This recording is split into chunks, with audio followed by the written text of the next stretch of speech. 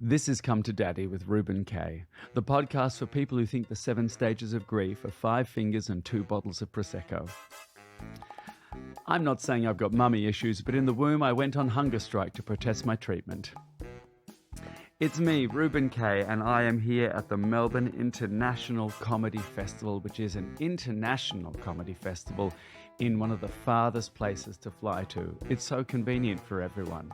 But sadly, it means that my no longer conjoined twin, my left hand, my pinky finger, the brilliant Amanda Sangorski, isn't here because she's in London, I don't know, chest feeding some pugs, I assume. How does that feel with you, Amanda? How are you doing? Hello. Yes, it's me, Amanda, Reuben's long-suffering producer. At home in London, able to enjoy his antics. I've got a poster of Adamant behind me. Able to enjoy his Australian antics from a distance. So my job is a comedy business warm-up, if there is such a thing. I do warm-up for the main event, and it's usually about podcast business, which essentially is a bit of a cool down. So please like and subscribe to us on the YouTube, Come to Daddy podcast, and enjoy your audio recording if that's how you are consuming this. And exciting guest this week who I'm a big fan of, but no spoilers. I shall hand back to Reuben, and I better go because those dogs are not going to feed themselves. So let's get into it. My guest today is an anomaly, a musical comedian who's actually made it. Because as we know, when music meets comedy, it is the death of entertainment. Please welcome David O'Doherty. One question, Doherty or Doherty? Don't mind. There's 4 dialects of Irish. So my cousins in Donegal would say O'Doherty like that, but my cousins in Belfast would say O'Doherty. So they're all equally right and wrong simultaneously, Reuben. Don't sweat it. Irish people love nothing more than an American doing a bad Irish accent. So occasionally a movie will appear on Netflix. There's one at the moment called Irish Wish. There was one recently called Jamie Dornan was in it. It appeared during the pandemic when no one had anything else to do. So the entire nation had a group watch of it. It was called Wild Mountain Time. And in it, Jamie Dornan's already Irish accent was insufficiently Irish. So the American producers had to sort of got him to do this accent that I don't know what it is, but it's what's called an Irish accent, I think. On Come to Daddy, it's a podcast where I like to talk to comedians about their family life, their parents, and see how that's influenced their comedy. Can you talk us through just like what your bedroom at home as a child would have looked like? Oh my goodness. There's a lot of stuff going on, Reuben. There is bicycle. I always had my bicycle in my bedroom. As soon as my brother moved to the spare room when he was about 13 or 14, he was replaced by bicycles. Then always had a hut going on, like a little, like a safe place. Like a homemade yurt. Yes. Yeah, and now is probably a thing you would buy in Pottery Barn or IKEA. Then you would have to just make out of cushions. Yeah. And I also... A child bomb shelter. I ran a detective agency from a very early age. I'm thoroughly unsurprised. Yeah. What was the name of the detective agency? We were called Ground Raiders. And so What was your caseload like? Well, this was the issue. This is exactly the issue. At one point, we weren't getting any cases. Who's we? Tiernan, Mark, and me. We were modeled closely on a series of children's books called The Three Investigators, which were popular when I was 8 or 9 or 10. And so we had business cards printed with our home phone numbers on them.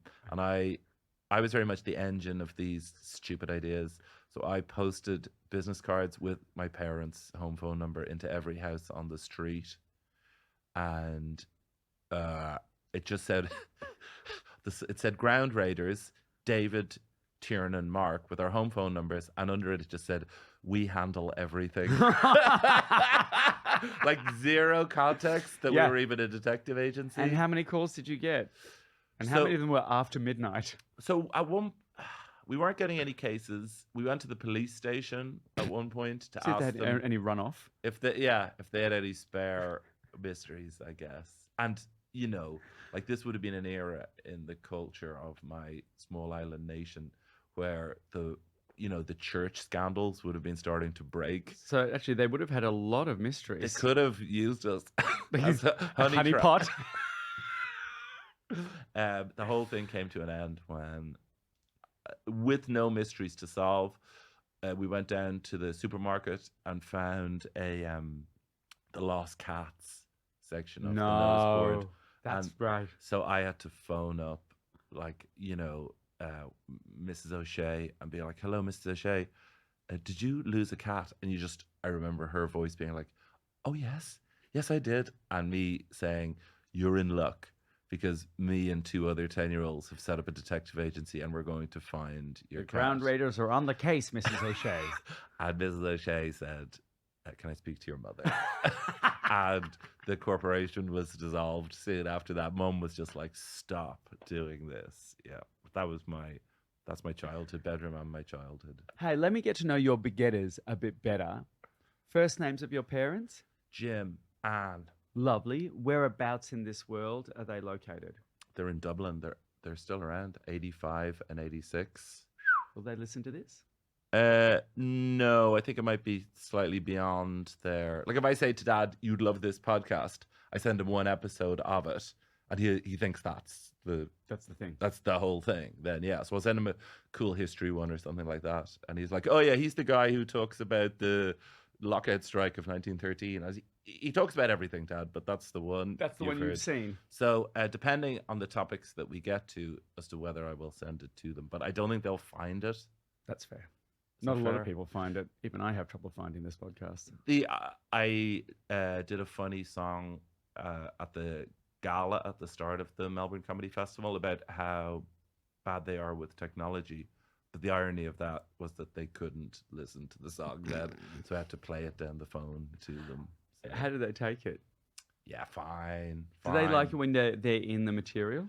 I don't know if they like it, but they don't get a choice, No. firstly, and secondly, yeah, they do enjoy it. Like they'll come to a gig in Dublin, and I'll make a big deal out of the fact from the stage that they're here, and the gig is kind of 20% different. Not necessarily in a knocking the edges off things way. No, it's the audience going, "Oh my God," and they're in the room tonight. Yeah.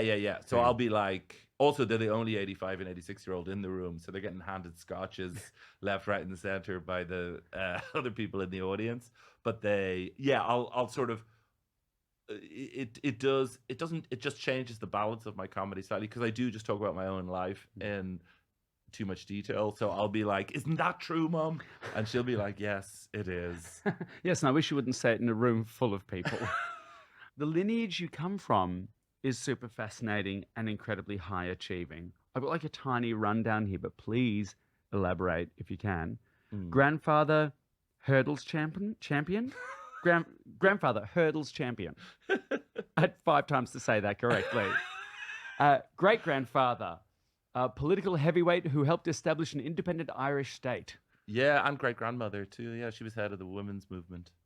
And then your grandfather's brother, Ireland's last exorcist. Yes. And then you. Yeah. That wasn't meant to sound anything. It doesn't bode well for my offspring if it keeps going on this It's trajectory. a real downward scale. What does that isn't it? leave? Yo-yo, professional yo-yo artist. The Exorcist one Failed Rubik's Cube solver. is the most exciting. He was like, it's a very weird era that all this was happening in because it was old school, super Catholic Ireland. Like, in a way, I've grown up during this really interesting shifting sands era of a country where, when I was born in late 1975, it was the most Catholic place in the world.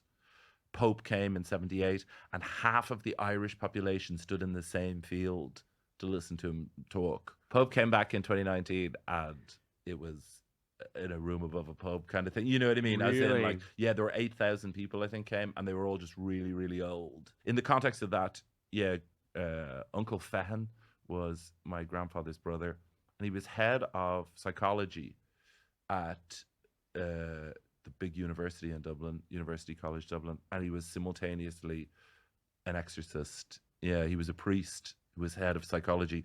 So, I mean, if you talk to Isn't that a people, conflict of interest? not really, because I think, you know, what is exorcism except just people having what we'd call breakdowns now? Yeah. So he was just using contemporary psychology a lot of the time. But through a religious motivation, or like doing the whole "it's a demon in you" as opposed to this is a trauma or this is a psychological phenomena.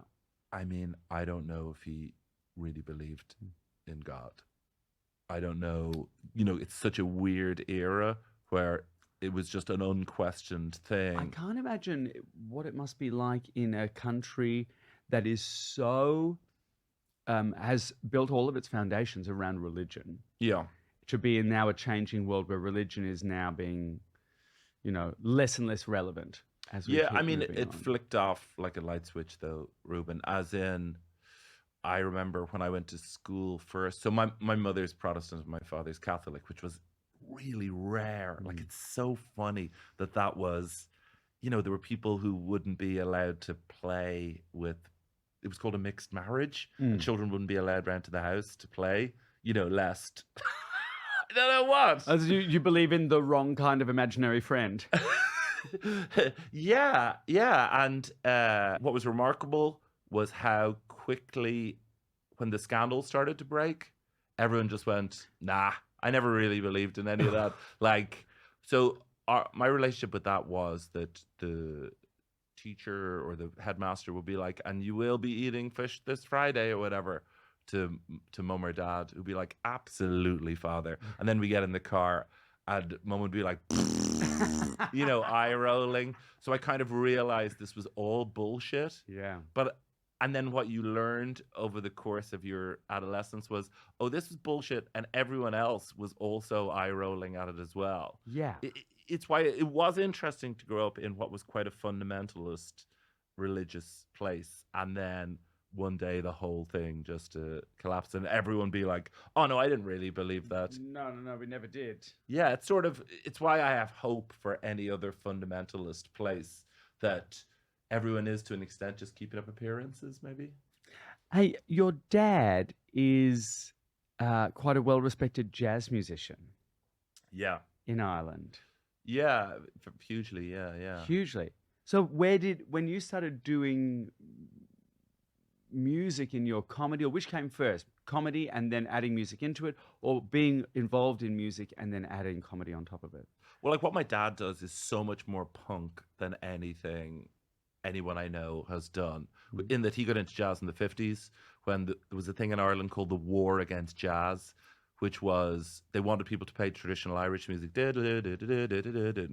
So dad would have gigs where they would play trad till the priest had left. Right. And then suddenly they would play like dance. It was like a full underground scene. Yeah, it was. And it was kind of this fear of black music, but it was also in the context of Ireland, where the country managed to be scared of Protestants as well. It was just scared of anything that wasn't exactly us, I think.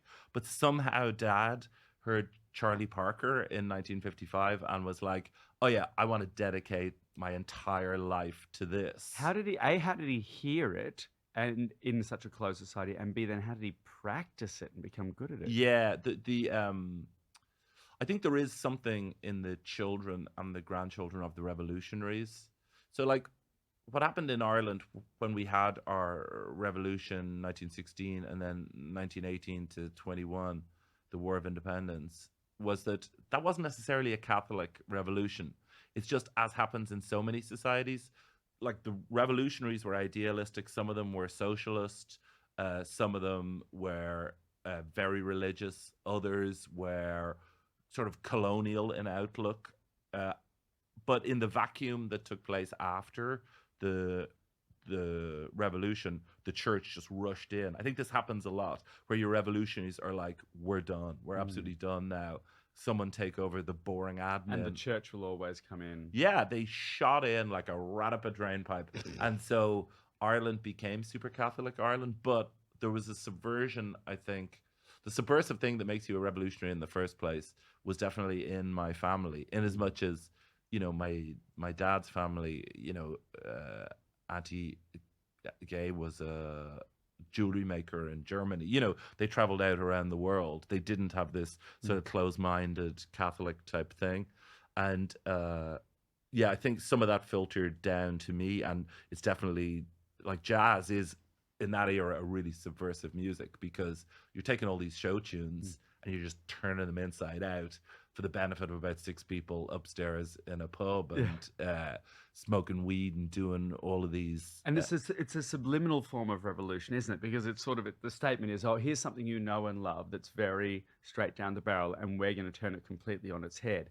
It just opens up to people's ideas. Oh, anything is possible. If it can be done with a song, it can be done with a system. Yeah, and the irony of Catholic Ireland is that it also had some of the most subversive writers. Like at the time when Ireland was becoming super Catholic Ireland, James Joyce was granted had to leave the country, he felt, because his work was getting banned. But he's writing like Finnegan's Wake, these books that have never been surpassed in terms of modernism and weirdness and subversion. And so that's the era of writers that I love. I don't want to jump ahead in your format, Not at Reuben, all. but my relationship with my parents had a massive reset in Pando 1 to get out. They'd be pretty vulnerable in that they have pretty much every underlying condition. Having, the life of the jazz musician isn't necessarily that Long. healthy, certainly. I mean, somehow he has lasted this long with mum as his full-time carer. So my mum played tennis and hockey for Ireland in the 60s. And so she's arthritic down that side, both of those sports relying heavily on one side. So sort of shoulder, hip, knee, ankle. And so they both need a little, it certainly wouldn't have been great for them to get, especially that original brand of COVID. So we moved to my late grandmother's cottage on an Atlantic island, as kind of as far west as you can go. And the plan was to go there for 2 weeks, and we were there for 5 months. And so in that time, this huge thing happened where a lot of people never get past the adolescent eye-rolly thing they get with their folks. But I effectively moved back in with them 20 years after I'd moved out, and they just got to see them as 2 weird housemates, really. And yeah, it changed everything, really. Yeah. So my mum, she won't mind me saying, has macular degeneration, so her eyesight's going slowly, which is a tough one when you combine that with arthritis from sport, because when you bump into a thing you don't see, it's sore and you don't want to fall over. You used to go blind if you had macular degeneration, and now they give you these. They inject literally into your eye. I think it's just vitamin C, but it delays the symptoms. Oh. Judi Dench is the most famous person whose sight's going, but really slowly. Yeah. And it's lovely. And mum's the same thing. But I remember the first time I went. So I'm lucky in that I have my brother and my sister and my dad, and so we would all take her for these injections. And what I didn't know, my sister just said, it's a lot, this. And I was like, it's fine, it'll be fine. And then, so she comes back in from getting the injections. I didn't realize you're effectively blind for about half an hour. So you just sit in a chair with her. She couldn't see, and she'd had it a few times before, so probably wasn't thinking it was that big a deal. But I remember reaching out and holding my hands, and that was this huge moment in my mind, for me, where it changed from you brought me up, and now I'm going to take care of you. And I bawled my eyes out, but she couldn't see. So I was just, she just thought you had hay fever. She thought I was looking at my phone. But there we are. Looking at some sad memes here, Mum. Do you know what happened actually in that moment? What? There's a rugby player. I'm familiar. There's a I know exactly which one. So a rugby player called Shane Jennings, who played for Ireland, happened to be in this waiting room. And I'd been talking to him while Mum was in there. And he'd broken his arm playing in a match that weekend. And when she came in, he could, this is a very sensitive thing for a rugby player to do. He saw the state that I was in, and he came over and he sat beside my mum, and he said, oh, I believe you watch our matches sometimes. I'm Shane Jennings, to my mother who couldn't see. And she's like, oh, yes, I do, Shane. And he was like, and did you see the match of the weekend? I broke my arm. And she's like, oh, I'm so sorry. He basically, this like, he took he over. saved the day. Oh. Yeah. It's honestly, it's one of the most moving episodes of my life. I'm welling up thinking about it. I'm sorry. No, not at all. You can cry. The mic's waterproof. That's how electrics work, isn't it, Nathan? Fantastic. What an amazing story as well. Just for him to go, oh, I can help here somehow. Yeah. That's I think beautiful. maybe I had told him that she had been an athlete in her day, so maybe there was some sort of Connection there. Yeah, I don't know what Did it you is. know, you didn't know him before this? I it's Dublin, so everyone's got friends of friends of friends. Gotcha. You know, I'm sure we'd made some sort of connection, but yeah, that was and now it's fine. Now you just go in there and you do it. But moving down to this island, I remember once I found a croquet set in the shed. So I was like, right, we're playing croquet. I mowed the grass as flat as humanly possible, and get them out.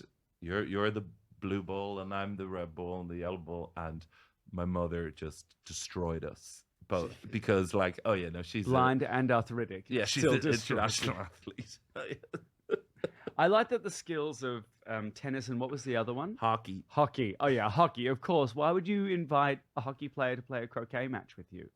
That's asking for slaughter. No matter the age difference. Here's a nice small. I feel that there's something of my family in this.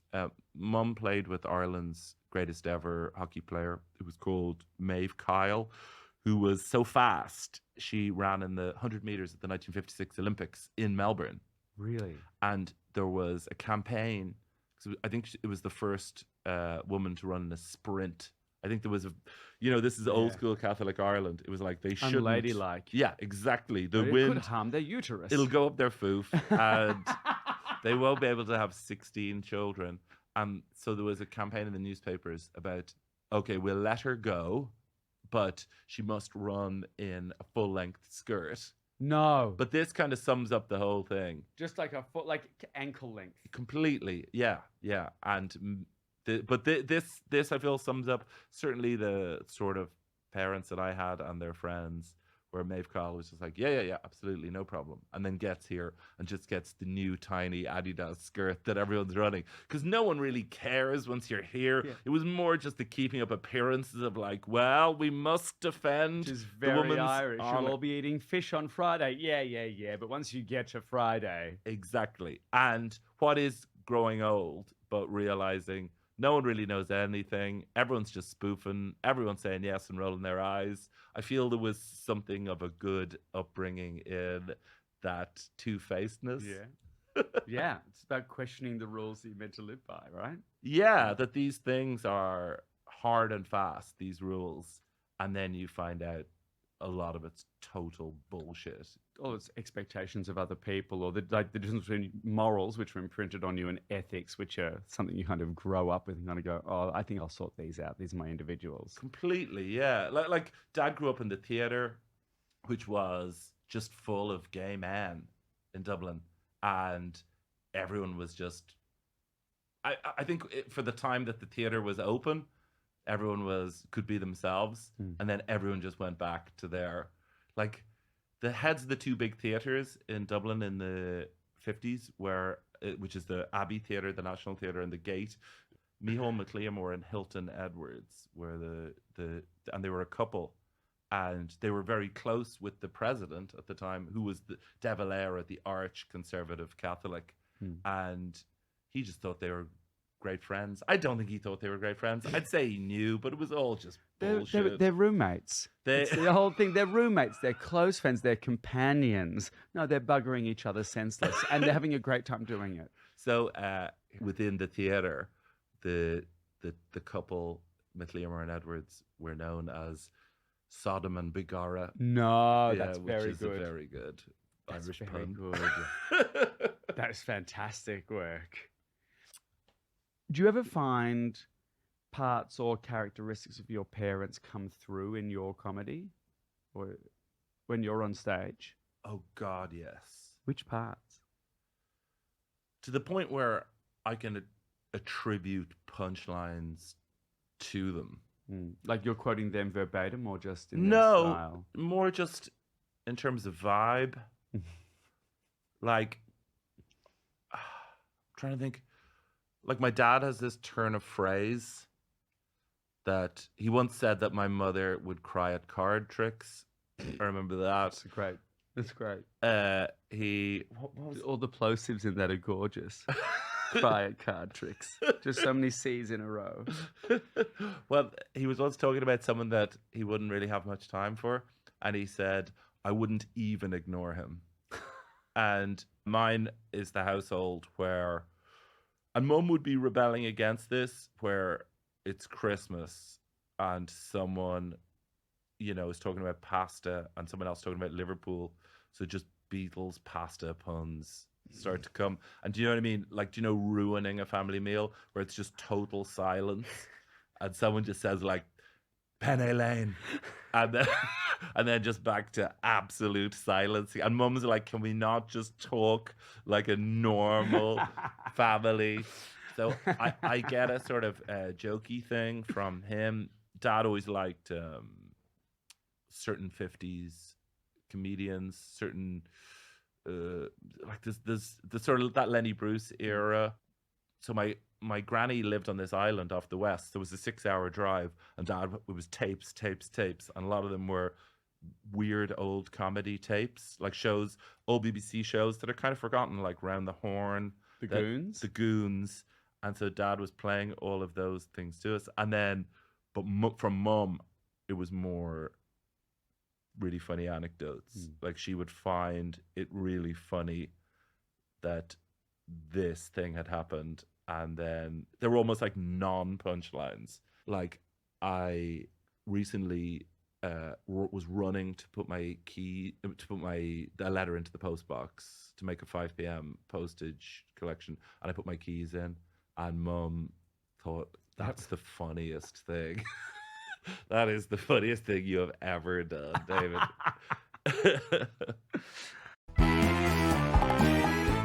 We have one last thing for you. It's the Pick and Mix, where you get to dip your hand into the sweetie jar of childhood experience and pick a selection of potentially tongue-numbing tales to share with us. Pick and mix, pick and mix. It's time for us to do Pick and Mix. Daddy, look! I'm doing a dive. Ways you've tried over the years to get your parents' attention.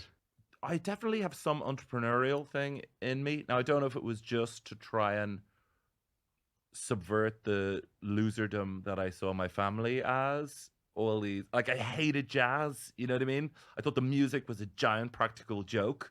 So I think some part of me, age 10 or 11, was like, I'm going to get... So my sister was a punk who was like living in London, working in children's homes. You know what I mean? My brother was being a jazz musician on the freaking metro in Paris, busking. So I'd be like, only I can save this.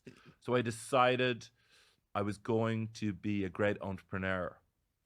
And so we're talking about car washing.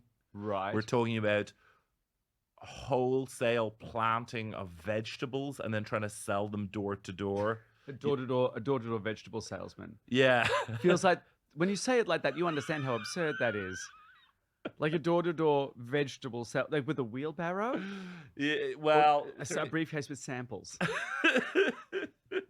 The thing is, you do actually, when you're 10 or 11 and you arrive with a plastic bag full of dirty carrots, you make some serious coin because everyone's like, what is the hell What is going this? on? Yeah, what has happened to this boy that he is traveling around? But we love it. Yeah, so I Did you do unfortunately, it barefoot just to add sympathy? Holes in your jeans? Hello, excuse me. Would you like some carrots, please? Please buy them. I also I remember making my mother buy the seeds. So as a business and my car cleaning enterprise as well, I would just use all of their products. Oh, for sure. Yeah, like washing up liquid, sponges, towels. Did you have a name for the industry? Tried. Well, it was an offshoot of Ground Raiders, the detective agency. When we weren't getting the cases, we definitely moved You into moved into root vegetables. It's the episode of Columbo they never talk about where he's got no mysteries this week, so he just goes door to door with some turnips. So it was definitely an attempt to right the wrongs of the family by becoming kind of a Richard Branson type figure. A self-made man. Yeah, and there was a period where I remember like borrow some money off David, because we didn't, although it was this quite bohemian existence, there isn't a lot of money in jazz, Reuben. I don't know if you know this. No, that can't be true. Dad had side hustle where he would write the music for ads. Dad played the Jingles are lucrative. Yeah, but then a lot of movies, the orchestras, which was real cheap in Dublin. So Dad plays on Somewhere Out There, If Love Can't See You, An American Tale. Yes. Like all the orchestrations and that. Fievel Goes West, American Tale, the greatest retelling of the Jewish diaspora through mice. There are no cats in America, 'cause the streets are paved with cheese. What an amazing lyric. Your dad played on that? No, yeah, he played on the more syrupy orchestral parts of that. My dad wrote the song. I've got a whole new respect for you. Any of your Irish listeners right now will have one of my dad's songs burned into their brains. He wrote the song you have to learn in primary school about how to cross the road. No, what yeah, is the safe cross code. Yeah. I mean, it's got 6 steps to it. It's the one time I feel when dad's jazziness, like, there's no sax solos in it, let's just say, but it's too long. It's too long, Dad. There's some modulations. He's playing with the chromatic scale. That's very funny. Yeah. He did that. He worked with puppets on that, and so I definitely thought I will be the one. I'll become this great businessman, effectively. Sort of button down Ralph Lauren shirt vibe. Mm-hmm. The dream of every 10-year-old. So I'm going to be a tycoon, mama. There used to be a thing, and in fact, it's still there. They definitely thought I had this weird gift because the Panini Soccer Stickers album is a thing that still exists, which is... You're going to have to break that down. There's a sticker of every player in the Premiership. Mm-hmm. It used to be called the First Division. And a little fact file about them. And the idea is every time you have pocket money, you would buy more stickers. Yeah. And they go in the album. I learned off the height, weight, goals, international appearances, international goals, and league appearances of like 300 men, all of these players. I've done the same.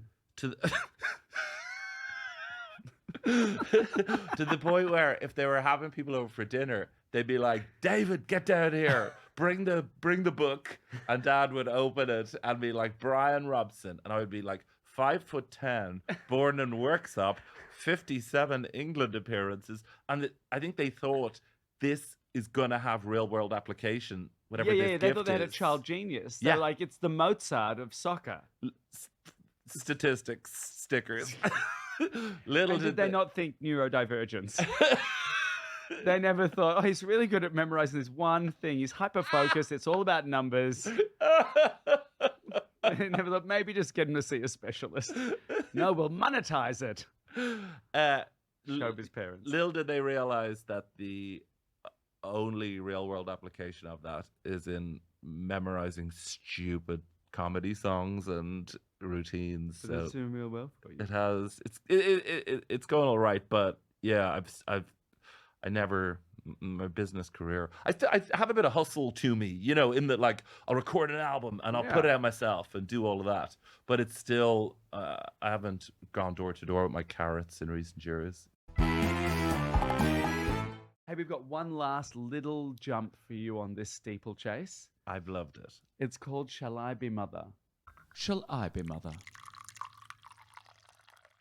And it's where you get to look into my eyes and imagine that I am your father, your mother, or a weird non-binary mashup Frankenstein of the two. Wow. And speak from the heart. What would you say to them? I would say to them, they're 85 and 86 now. You're 85 and 86. You're 2 and 1. I'm effectively talking to here. It's amazing that you've made it this far. Can you please stop being stressed that the neighbor's car is slightly parked? Just treat every day like a part. Open a bottle of Pinot Grigio first thing in the morning. Play those Charlie Parker records you still love as loud as you want. Scream from the roof. Holy shit, we're still here. Isn't this hilarious? Rather than be like, oh, that tree, when the leaves grow, I think it might be a bit dark through the sitting room. Just you're here. You're amazing. For as long as this show stays on the road, let's just keep having a laugh. Ah, that's beautiful. Hey, David O'Doherty, thank you for coming to Daddy. Where can my listeners find you, see you, find more of you? I will be touring Australia for the next while, and then I'll do the Edinburgh Fringe in August, and then I'll do an Irish tour. I'm planning some things. I'm planning a weird film that I'm trying to shoot at the moment, and yeah, they will find me in unexpected places. The airing cupboard. Look down, bottom left. I'm in there. And as usual, dear listeners, you can find me on the internet or in the gutter. Thank you for coming to Daddy, David O'Doherty. Thanks, Ruby, baby.